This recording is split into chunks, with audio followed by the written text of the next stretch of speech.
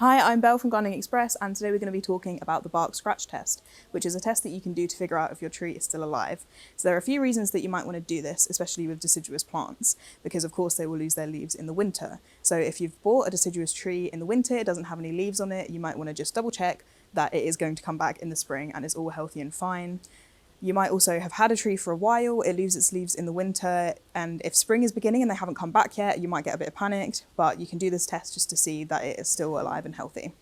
So we have an example of a small tree here, and what you want to do is go about halfway up the main stem, and you just want to scratch a tiny layer of the bark off, and because under there you will see if the tissue is wet and green, the plant is completely healthy and alive, and if it's dry and brown, then it is no longer with us. You can either do this using a tool like a knife or a pair of secateurs or scissors, as long as they're clean, or you could just use your thumbnail and scratch a little bit of the bark off.